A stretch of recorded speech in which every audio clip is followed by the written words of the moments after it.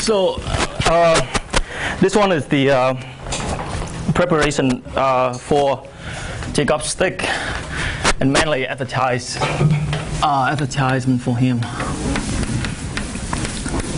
on 28, which is next week, Monday, right? So, and he will talk about, I think, if he guessing from his abstract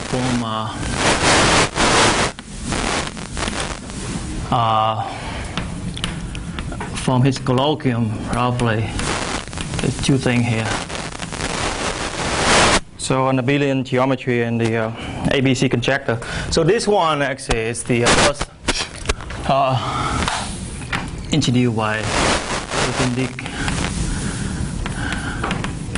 And today we will not say anything about this one actually, but I will mention briefly about what is ABC Conjecture and some consequence of that conjecture. So before we go to the main thing, so let me define what is the curve look like.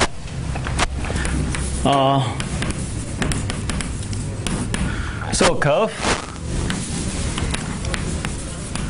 and again I just mainly talk over Q, so I suppose everybody know Q, which is the rational number. And for even general field and Q is similar behavior, so it doesn't matter. So a curve over Q is of the form, or defined by the form where you have fxy equals 0, and where fxy is polynomial in two variables, x and y. And here, what I meant in two variables, x and y, that means those things here independent. Okay? They cannot depend on each other algebraically. So for example, you have a very basic curve. Everybody know is circle. And you can define, say, fxy equal to x squared plus y squared minus 1. And then the circle, you can define using this equation, saying is of the form, or defined by the equation fxy equal x squared plus y squared minus 1 equals 0. Okay. So the main thing in number theory is we don't care any other point except rational point. Rational point, that means the point on the curve where the xy coordinate come from the rational number. Okay? Because all the point with the coordinate, for example, real number, are not interesting enough. So the first guy actually interesting in those things is Functus. He lived around the 3rd century, and he left he wrote 13 books called Arithmetica, but only 10 books still survive. The 3 books, we lost 3 books, and you will see amazing. I will sometime in the talk I will mention one of his curve, and you will see amazingly it's very modern up to this century as well. So, again, the main interesting point here, the main goal, one of the main goals, actually, cannot say the main theme of number theory is to find rational point on the curve. Again, the curve needs to be defined with Q so that you can find a rational point. And once again, rational point, that means the point where x, y, both of them are rational number. For example, we come back to our, for example, here, you see it if you define, let me come back here, so say x squared plus y squared equal minus 1 equals 0 here. And if you check alpha, beta. It's anything is the in z. Here z, that means the integers. And phi, if we set off the x equal to, let's see what we have here, 2 alpha beta and alpha square beta square. So this one, of course, because alpha beta both of them in z. And one more thing is I don't want it in 0. So because I don't want here z divided by 0 here. So again, the area is 2 alpha beta, which is in z. Alpha square, beta square, both in z. So when you square up, you add them together in z as well. And when you get quotient, you get back to the q. So the first point is fine. So the x coordinate come from the directional point. And the second one I want to set up is the you have alpha square minus beta square and divide by the same quotient. Again, this one you can see is the top and the bottom both in z. So the whole thing here should be in q. Now it's just a matter of calculation. You can see that actually you satisfy that equation. So we have, if you using that equation there, with alpha and beta arbitrary integers non-zero, you have x squared plus y squared minus 1. And I can do I can simplify here. I have 2 alpha beta, alpha square, and you square off here. And we have one more thing here. Is the difference between alpha square beta square with the same quotient there, and you square up, you got minus 1. So that means the whole thing here, the bottom should be alpha square plus beta square, and you square up. Right. So the top here, you see it here become 4 alpha square beta square, and this one, when you expand the square out, you got there just alpha 4 plus beta 4 minus alpha square beta square, and the rest is just similar to the quotient there. So which is we have here just alpha square beta square square. And now it's just the oh no, I'm sorry, here it's a bit 2 here. So 4 here with 2 there cancel out, you left 2. And when you look at the first 3 terms from here to there, you got back to actually this same quantity as well. So that means the whole thing here actually equals 0, which is prove that the xy actually satisfy the equation of the unit circle, and which is prove that you have the point xy where xy are coordinate defined using the alpha and beta. We have 2 alpha beta, alpha square plus beta square, and the second one alpha square minus beta square, where alpha square belong to the curve here. So let me see here. So you say actually this one belongs to the C, and you join with the Q there. So when they write out the name for the curve, say C and then 2 dot, and with the equation equals 0, that means this is my curve C. Okay. And when I write out the C, join with the curve, the Q there, this one means this definition is just the set of all rational point on C. And again, I'm not interested into the real point. The real point, that means the x, what you can check actually, it's a real number. It's a real number. Because that's easy, right? For example, you can move around thing here. You move x squared and minus 1 on the other side. You check the square root, you got a real number for sure, which is only one step. You can get the whole thing. But in the Q, this one actually, it's not come natural. They have some method to get the form of the solution look like this form. But I'm not talking about it. So, this one is a very, very simple one.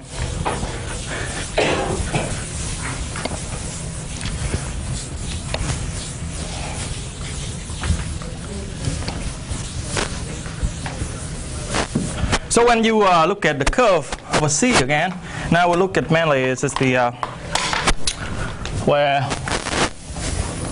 now I have C and f x y equals 0. So sometimes I don't want to work using the this equation, right? Because here actually sometimes you call this one is a phi equation of the curve. For several reasons, this one is not perfectly to work with, right? Because they're missing the point at infinity. So they want to transform the curve as equivalent form where this equation where you can define projective space.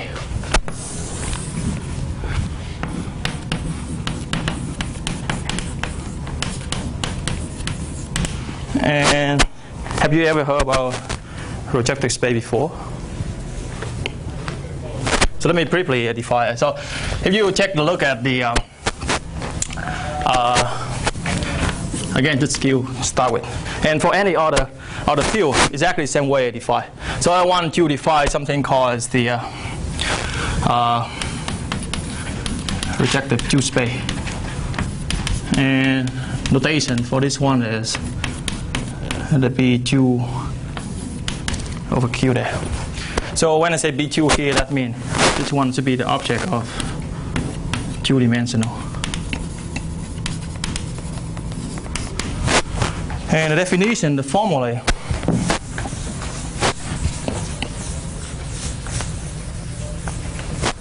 so we will have, so I look at the set Q3 to start with.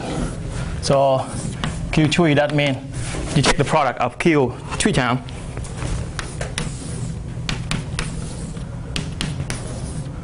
and a general point have this form.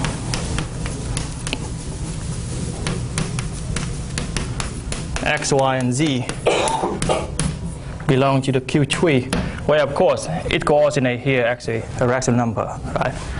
So then I define the B2 actually all the collection of the point where you have, I didn't know by the square bracket here, X and 2 dot, Y, 2 dot Z. This one belongs to Q3 as well, but here I can see the many points they have equal to each other using one equivalent relation. Here where I can see the let's see actually no I can ignore this one, doesn't matter, sorry. So I don't need to talk about this one. Where if the 2 points, if you have the X, Y, and Z, and the other one is if you multiply it coordinate by a constant, I can see the axis it's equal to each other. So the lambda X, lambda Y, and lambda Z equal each other on this set, where lambda is anything belonging to Q, remove the 0. So again, B2 Q actually, the collection of points is exactly the Q3, except the fact that I consider where this point, if you take arbitrarily the point X, Y, and Z, and another one, you multiply it coordinate by a constant lambda, where lambda is non-zero. I can see this one actually identical, because right now we talk about the tree line there. So it different by constant doesn't mean anything. For example, let me write out for you. So if we have the point, say the X, Y, Z equal to the 1, 2, and 4, and the other one is X, this one X0, X1, Y1, Z1 equal to 2, 4, and A. So in Q3, you see is those one belong to Q3 because they have 3 coordinates. They can look at different points. But when I embed those points into the new set B2Q, I can see they're the same thing. So actually here it's different from 1, 2, and 4 on the Q tree. But the point here, the 2, 4, and A equal to here, you see 1 multiplied 2, 2, 2, and 2, 4, actually identical with the 1, 2, 4 B2Q here. The simple reason because when you draw the picture here, and when I draw the normal set, it's just the plane lattice one. But when you talk about the projective space, every point on the same line, they consider actually, it's just one big point here. Right, because if different by constant, that means they lie in the same line here. So the Q tree is somewhere here. But through the transformation, you got the B2Q, which is every single line become just single point. And then you have another line here.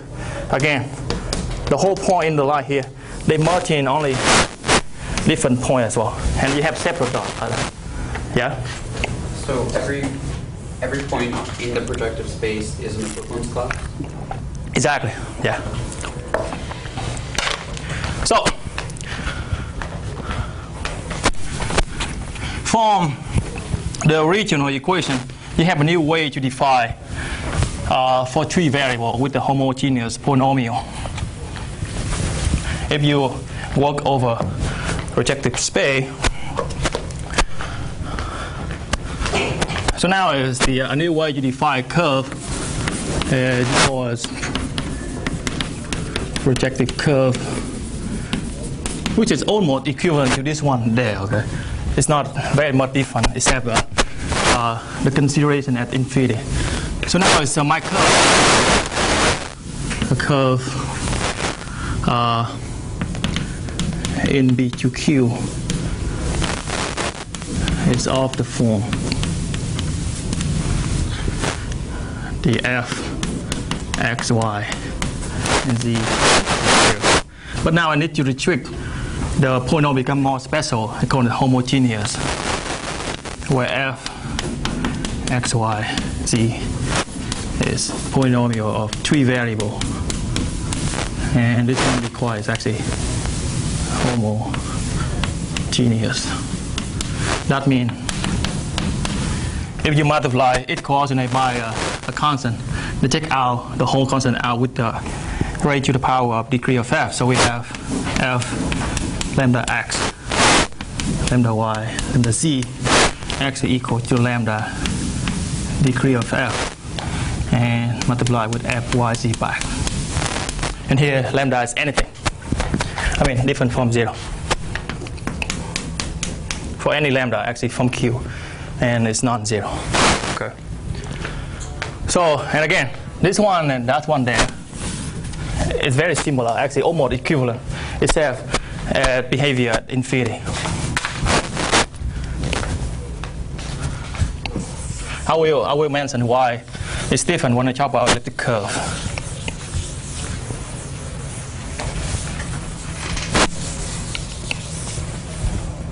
So now come back to the first example. So we have we define the C have the form is x squared plus y squared equals z squared. So this one actually is exactly is the a circle before we have. If, for example, if you check, for example, if when z is non-zero, you divide both sides for z squared, you will have the equation here become x over z squared plus y over z squared equal 1 there, right? And then you can change your new variable, which is this one become very capital X, and here become capital Y. Then this whole equation to become the x squared plus y squared equal 1 there. And for those is for those when z equals 0, if you only consider the directional point, then it's very easy to solve. Basically, you only have the point trivial actually, x and y equal 0, right? So let me point out.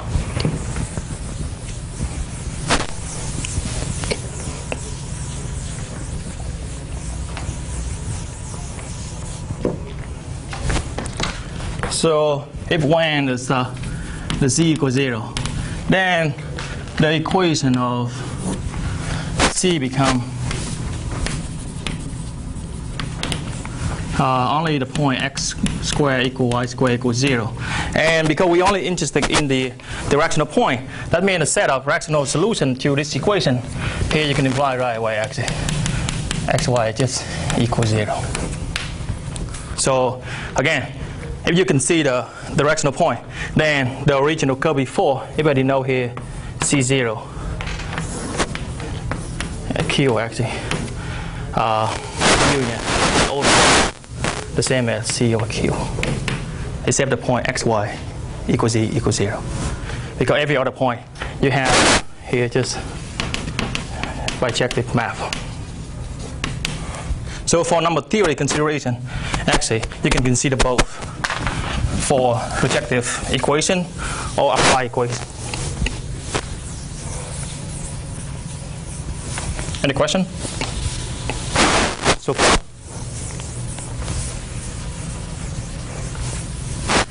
How long I have actually? Left? Okay. So if you have, now we start with the again with the equation of the curve where I have the I come back to my phi equation before, and this one define the whole thing here over Q, and because Q is a subset of C, where C here is just a complex number. And that means you can actually consider C is a curve over C as well. So using this embedding between the two sets, you can consider C as a curve in C. The reason is they have many nice things about if you consider this curve over C. One thing is, if you already study object algebra, this one actually algebraic close. So few. That means in principle you can find all the complex point on this equation, because for any polynomial with the coefficient from C, you can find all the zero with the zero solution from C as well. And the second thing nice about consider curve over C is you actually have one theorem from complex analysis. If you consider curve of C in this form, then you actually have this a bijective map. I mean, almost bijective, but I really don't care about. I just go informal. So where you have something from the F is the map, and the X go with the C here, where the X here is some complex suffix actually. So the complex suffix, that means some suffix with, again, define over the complex number. And the reason why we care about this map, because it tells you one very important invariant. So from here, for every suffix, you can have the one invariant called genus.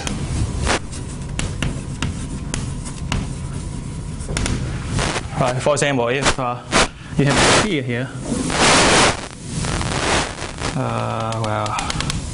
so the sphere have no hole inside, so the genus should be equal 0. And then I have another thing.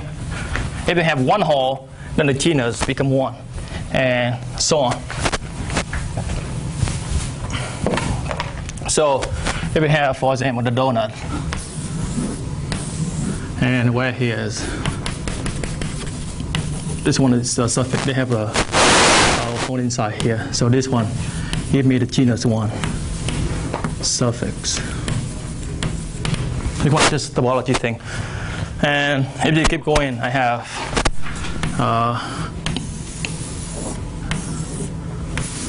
this one here where you can find actually here 2 holes.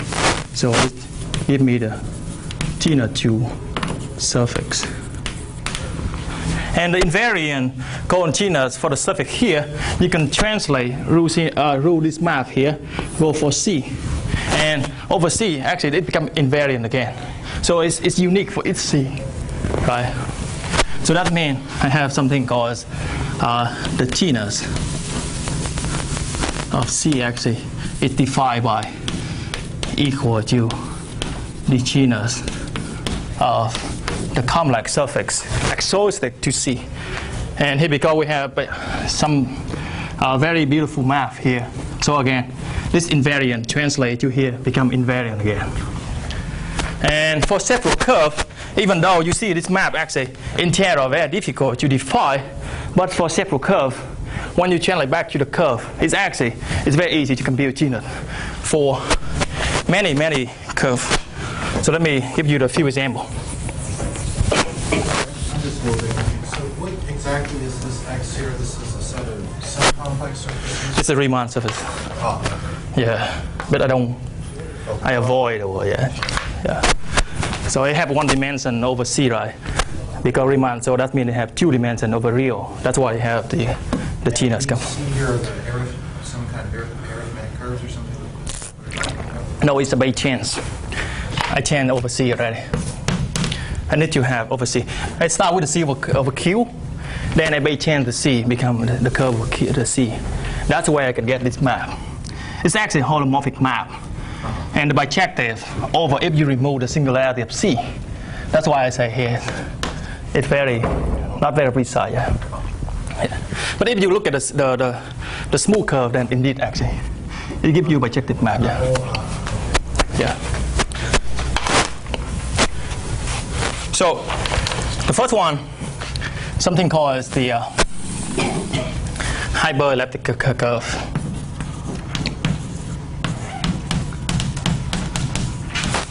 And you can see the root name is they go here hyper. That means even better than the elliptic curve. Actually, integral is more difficult to solve. So they have the form is those curve by definition have the form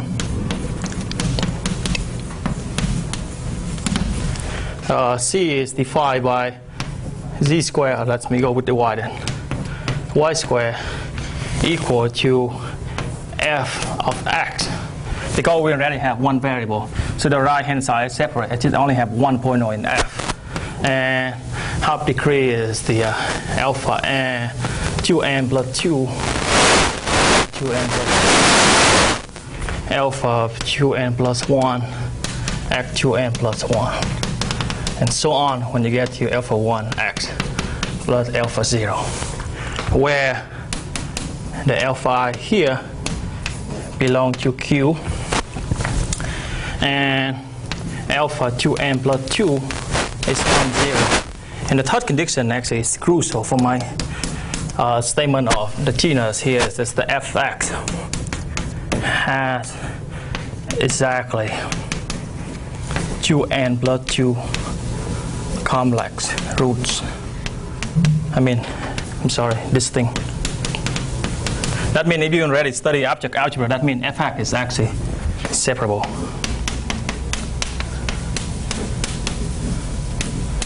So the condition for fx separable is just make sure that you kill every singularity of the curve.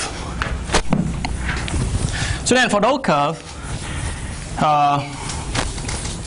and if the curve actually one of them.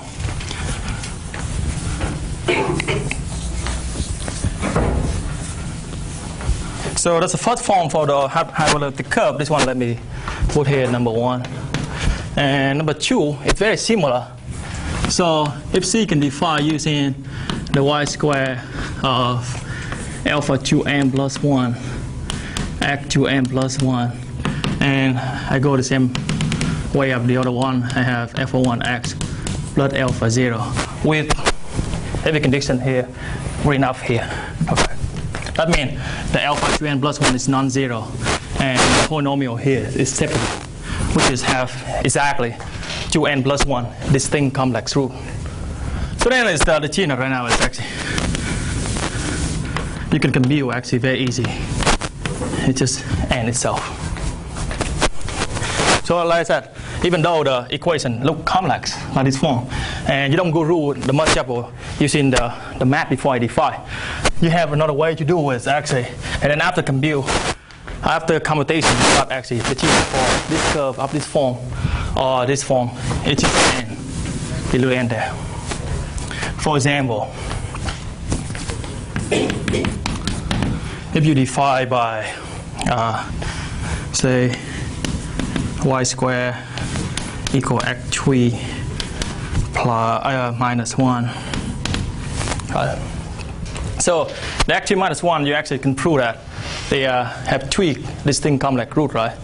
Because equals 0 where you have x equal 1 or the other equation x squared plus x plus 1 equals 0. But this one have two different roots, are completely distinct from 1.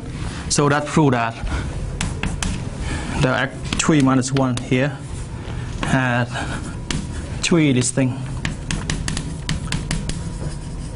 complex roots.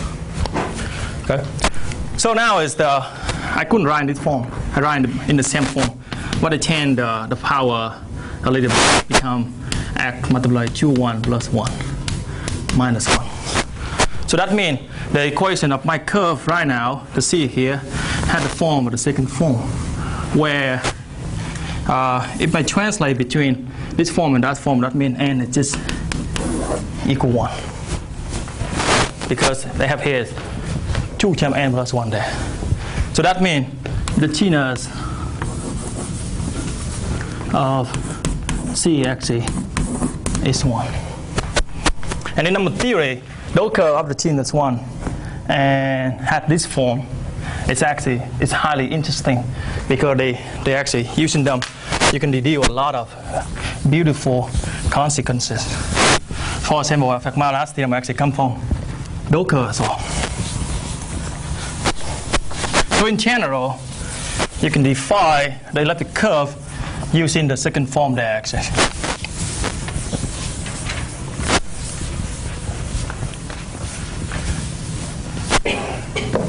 So this one is the definition for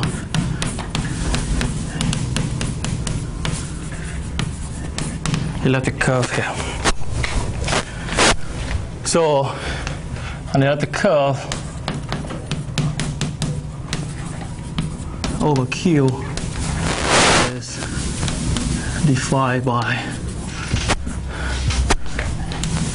E here, and they have y squared, it's just x cubed plus alpha x plus beta, where alpha and beta I can check in Q such that the equation x cubed plus alpha x plus beta equals 0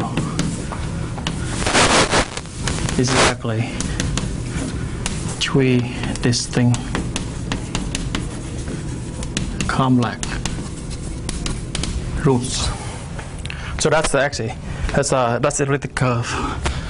And on the pictures, if you only draw by the real part of elliptic curve, somehow it's had this form. So that's just the real part of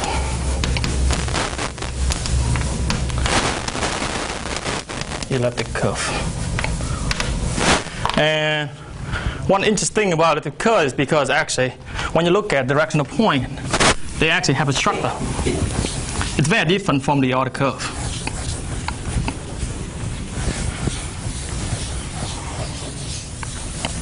So even any elliptic curve like that form, and you can see the set E of Q here. Remind again here is just the set of directional point xy on E. So this one actually, by Model, he proved first for the best case for elliptic curve.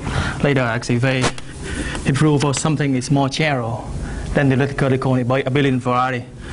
is E of Q here actually is an abelian group. Abelian group, that means it's similar to Z actually. It's like you can add them together and they commute.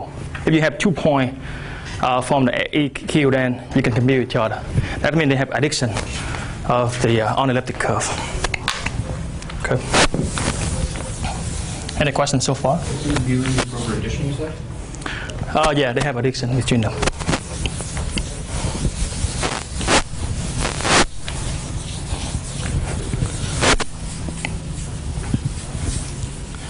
So come back to your difunctors.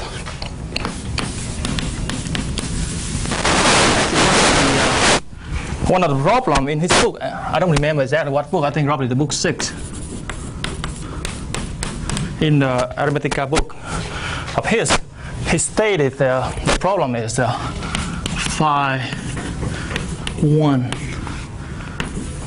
fractional point on the curve, say y squared equal x6 plus x squared plus 1.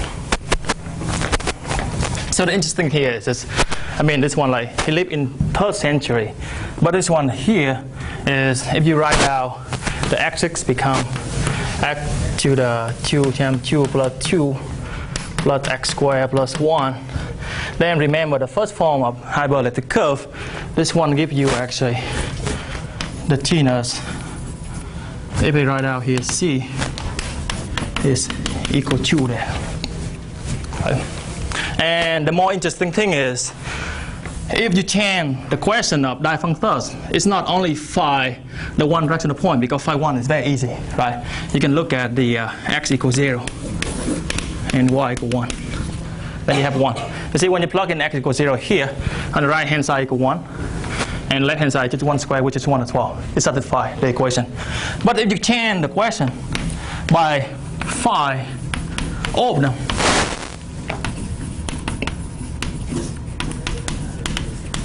on C, that means the equivalent question should be, what is the C Q here? I mean, you find every single point of the set of rational point of C there, then it becomes a very difficult question. And it's not solved recently, until recently. So the one who completely find all of them is a Joe very rare in his thesis at Berkeley actually. I don't remember when he wrote it, probably 1997 I think. So in his thesis he used a very high technique he calls the Saboti.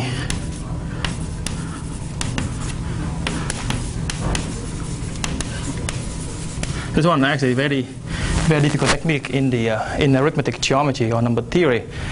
You kind of what he do is what he mapped this curve into 2 elliptic curves, and then he analyzed the set of rational points of the curve, and he translate back to the original curve here to find all of them, which is it's actually very difficult to find at the end.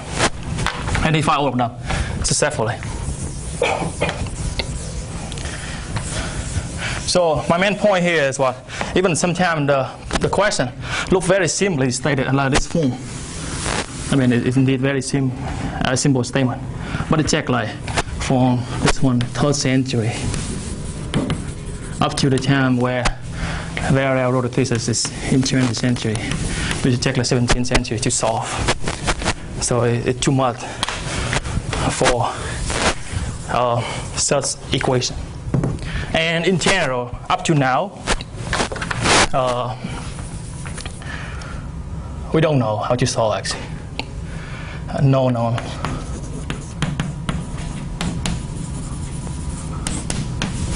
Method for finding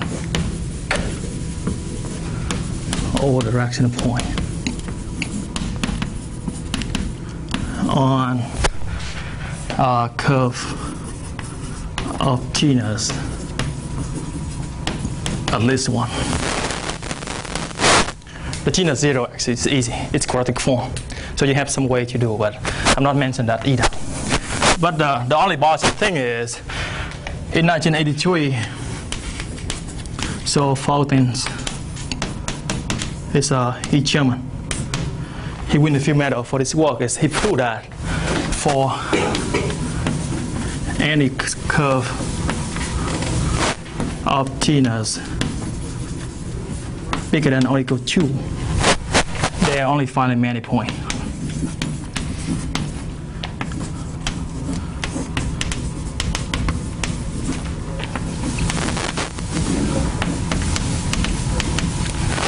I want to see if you name this curve, see here. But the thing is, they said finally many, but how many we don't know. And for some curve, we cannot even decide actually exactly how many number of points there. How much can I have left? 10 minutes? Yeah. So for example, let me write out this example, then we can go to ABC. The curve, the famous curve, actually probably the most famous one. So Fekmar curve had the form is xn plus yn equals an, where n bigger than 3. The 2 actually just the Pythagorean theorem, just easy to solve as well. And actually we just solve it in for this example. So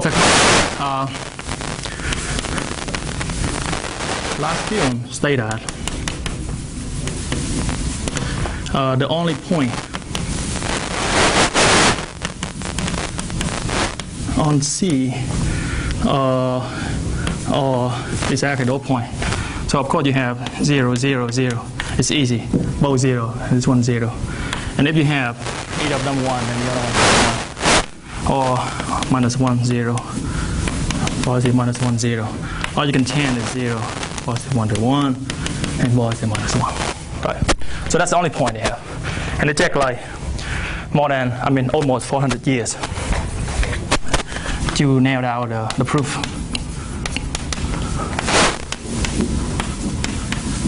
Until everyone in 1995. So he proved that.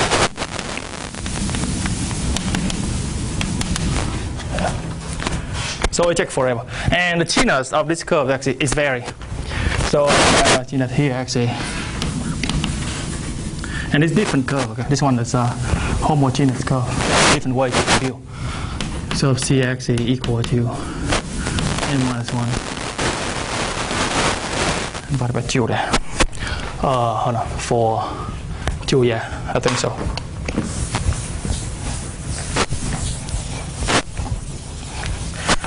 So, again, if you, in your free time, you can change here, for example, 10, 17, 20, whatever here. I think it's still very difficult to solve. We don't know in general. If you just put here A, B, C in front, or A, B, C, you ran over, whatever integer you like, and we don't know. We never know, actually don't know when we know.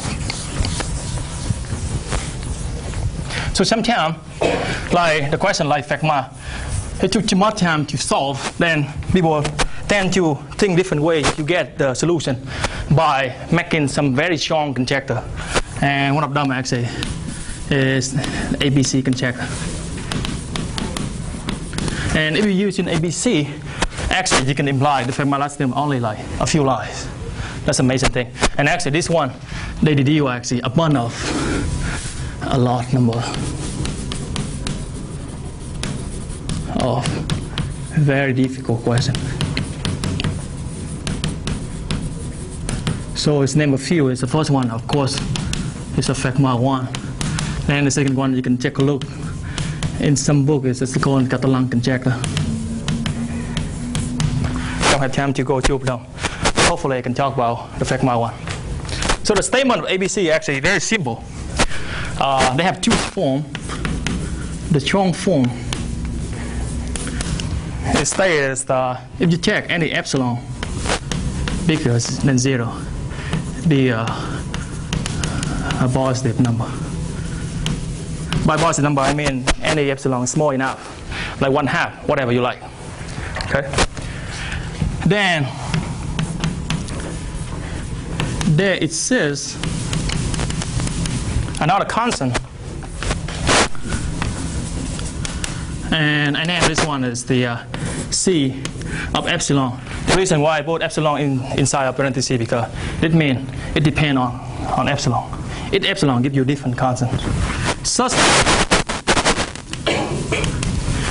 if ABC, that's where the name comes from, ABC Conjecture, are positive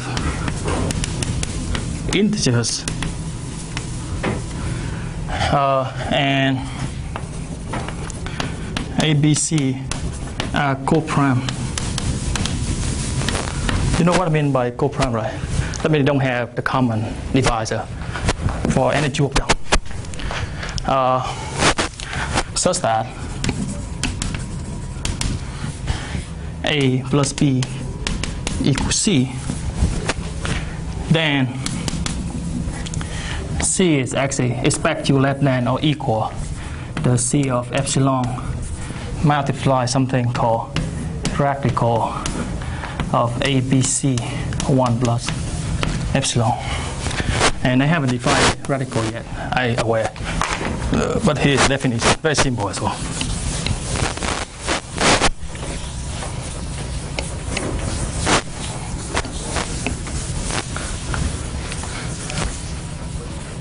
So the radical is just the, so any, given any n is a positive integers, right? So you only can write out and actually the product of P1 alpha 1 up to Pm alpha m. This is a fundamental theorem of arithmetic where the Pi here actually a prime and the alpha I it belongs to the positive integers, and I want you to require here just the Pi actually distinct prime here. Then the radical of n, I don't care about the power because that's not interesting enough. So the radical, that means I only look at the product of all distinct prime, which is the divisor of n. Here we have just B1, B2 up to the Pm there. Right.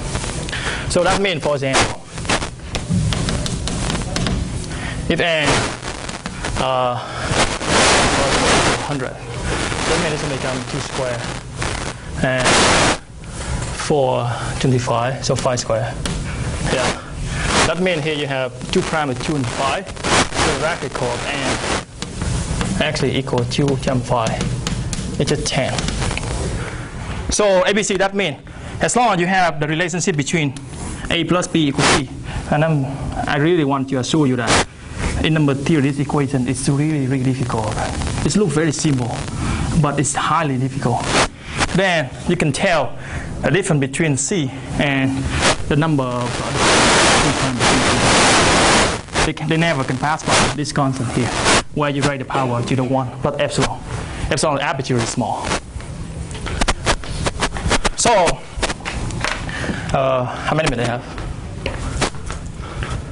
No? 8? 4? Okay. Because I want to do that one for Fekmala still. And you see, actually, very easy. It's very elementary, actually. One you know that conjecture. So this one is strong form. The reason why you call it strong form because you need to satisfy every epsilon bigger than 0. But the form I like, just enough to deal with Fekmala 1. And people actually checked that. In this case, the C of epsilon actually equal 1 as well. That means respect. Then C actually less than equal to ABC square because 1 plus epsilon. So that's enough for us. And this one we call very weak form. It only corresponds one value of epsilon. So now we see is the, now I assume is the x, y, and z are positive integers such that yn, xn equals zn. Of course, n only equals 3 there. And it's look horrible here, but I can tell here become a, here become b, and here become c. That means I have a plus b equals c there, right? So then I calculate. And I can prove that actually, I only interested in the solution where A, B, C are co-prime. The other one easy to deal from those solutions. Then I have the first relation. So that means the only thing I need to calculate right now is just the, if I use the ABC conjecture. So ABC conjecture tell me the weak form is, you see there, it should be the radical of ABC and square. Right. And now I come back to, and here I plug in back the xn, yn, zn. That means I group together, I have x, y, z to the n squared there. But now, like I said, when I have the form of n is just equal to upon the power of a prime multiplied together, I don't care the power. It always come back become the product of distinct prime without the power, right? So that means this one here actually equal to the radical of xy squared. Because power doesn't matter. When you multiply with prime, you take away after anyway. And you can prove that, and actually come directly from definition, this one less than x squared, y squared, z squared, right? Because this one, it's just less than or equal x, y, and z. So when you square up outside, you less than x squared, y squared, z squared. Now, you use very simple from this equation. You use the Cauchy one, from Cauchy inequality.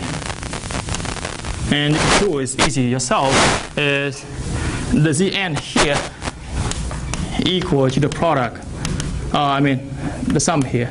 And this one always bigger than or equal to 2, and x of n half, y n half. And which is, because here 2 is positive, so it's bigger than x n half, y n half.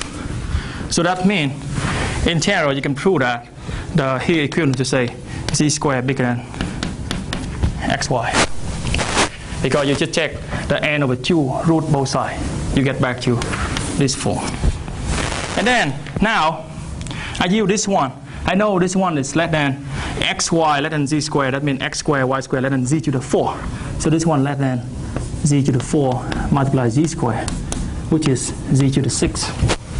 So far what I prove is what? Zn less than equal, one of them. And eventually, that means the n needs to be strictly less than 6.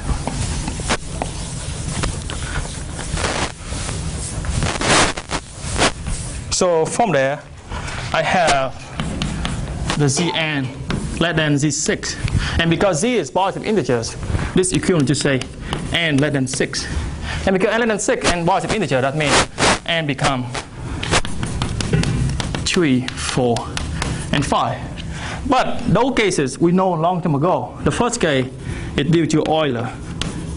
The second case due to Fermat himself. And the third case due to Dirichlet. And the other one proved at the same time is Lysander. So far, exactly, you see only a few right. I start from here, I use ABC. I get back to the 3 known cases. And the Fermat last them follow. So that means ABC is super strong. Because if you look at another proof of Fermat's theorem using the elliptic curve by Andrew Y, it's like 100-something pages. Technically, actually. So, and they have another consequent very beautiful as well. And it's similar proof, but I run out of time. And you can, you can look at the book by Bombieri and Gupla. Probably, I don't know if this name right or not, it's called as high in difunction geometry. It's a beautiful book, and they contain several, consequences of ABC conjecture. And I took it from the paper by Granville. And I think Tucker. You can search online. I think it's probably online. It's a very short proof. And ABC also implied the Fulton theorem I just stated some times ago. So, and the proof of the implication between ABC to Fulton is due to Noel Elke. You can, you can take a look in his website as well. They're probably there. So, any question? Yeah? What's the thoughts on Which one? the name of the book? High in the die-function geometry. Oh, okay. The height, yeah. It's like, it's actually one episode of die-function geometry. They want to measure how high the point. Yeah, so. Question?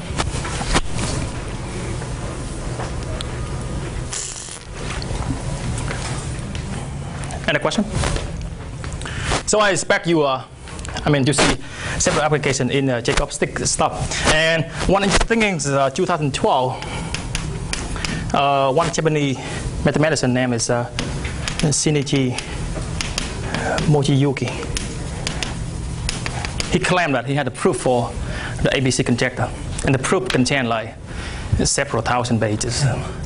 Yeah, but we haven't verified if the proof is correct or not up to now. Okay. Yeah, let's thank the speaker.